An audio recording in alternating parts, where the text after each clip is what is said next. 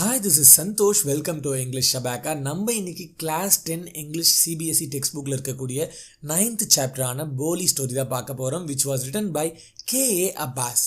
இந்த ஸ்டோரியோடைய கான்செப்ட் என்னன்னு பார்த்தீங்கன்னா, ஷுலேகா அப்படின்னு ஒரு கேர்ள் இருக்காங்க. அவங்க எல்லாருமே போலி அப்படின்னு தான் கூப்பிடுவாங்க. போலினா என்னென்ன அர்த்தம் பார்த்தீங்கன்னா, லேக் ஆஃப் காமன் சென்ஸ், அதாவது காமன் சென்ஸ் இல்லாமல் நடந்துப்பாங்க. அந்த தான் போலி அப்படின்னு சொல்லுவாங்க.